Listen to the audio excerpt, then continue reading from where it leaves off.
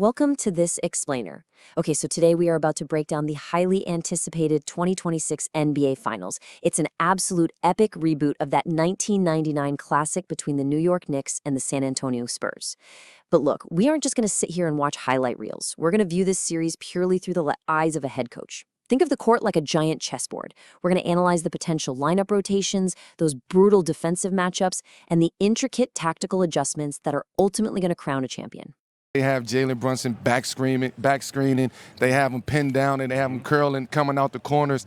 That's a different offense than San Antonio have seen. I don't think a lot of teams have seen the Knicks play in that. Let's quickly look at the game plan and see exactly how this high-stakes tactical chess match will unfold across 6 key areas. Setting the championship board, the pant protection problem, containing Jalen Brunson, the front court chess match, switching schemes at offense, and finally, the coach's dilemma. Starting right off with Section 1, setting the championship board, the unstoppable force meets the battle-tested. Before we even look at the specific pieces on the board, we have to talk about the immense momentum the Knicks are carrying into this series. I mean, look at this number, plus 271. That right there represents the Knicks' historic scoring margin during these playoffs, literally the largest ever recorded on a run to the finals. They've swept 2 consecutive teams, so they are absolutely rolling. And because of those sweeps, they're sitting at home resting right now. They're coming into this matchup with incredibly fresh legs and a system that has just utterly dismantled everybody in their path. But waiting for those rested Knicks are the battle-tested San Antonio Spurs. And I mean tested.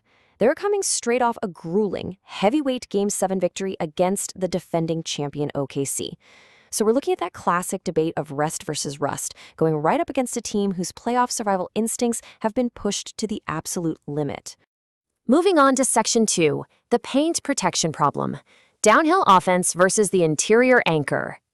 This is where New York's fundamental offensive philosophy hits a massive, literal roadblock. All year, the Knicks' identity has been crystal clear, right? They want to get downhill, they want to play incredibly physical basketball, live in the paint, and just overpower their opponents. Jalen Brunson absolutely wants to get into the lane to be that closer.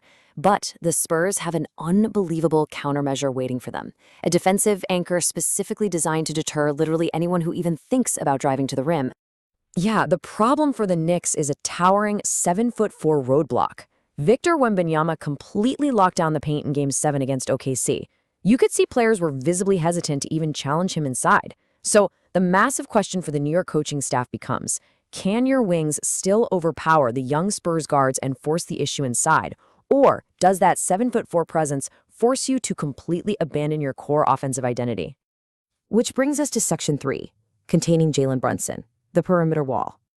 If the paint is closed for business, our next matchup focuses entirely on the backcourt and how the Spurs plan to neutralize New York's primary closer.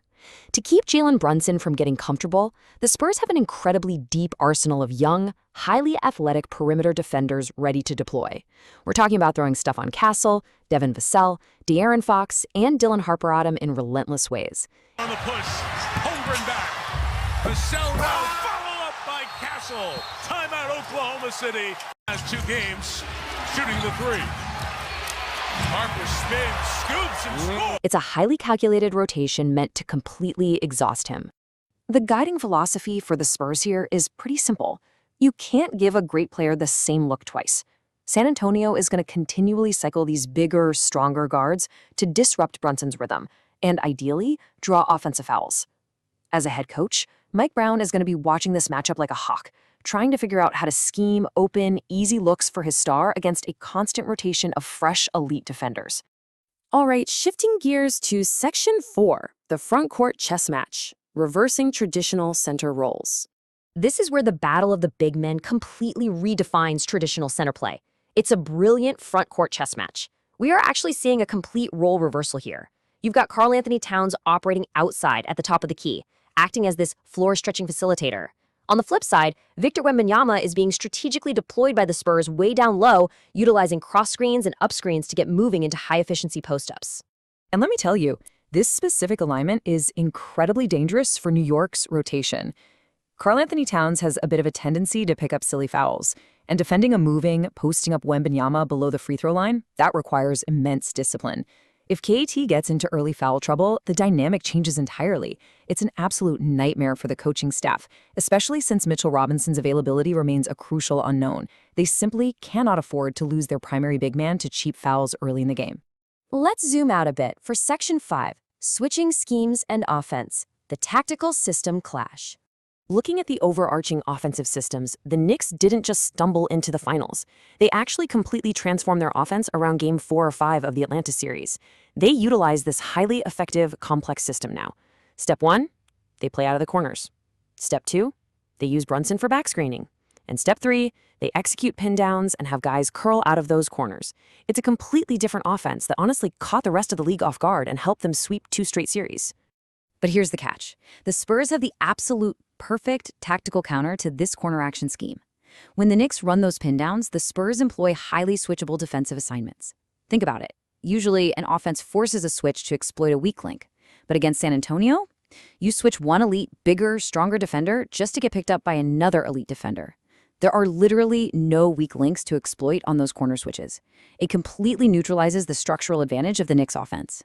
Which brings us to our final section, the coach's dilemma. Mastering the rotations.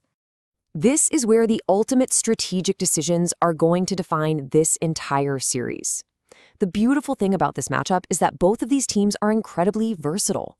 They can play big lineups to maximize their paint presence and interior rebounding, or they can slide into small lineups to increase their perimeter mobility and defensive switching capabilities. This is exactly what leaves coaches agonizing over their starting lineups for Game 1. Who guards who?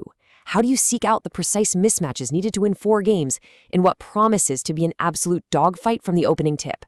So, as you watch this phenomenal series unfold, put yourself in the coach's chair and ask yourself this. If your star big man gets in early foul trouble against a 7'4" anchor, what is your next move on the chessboard? How exactly do you adjust your rotation to save the championship?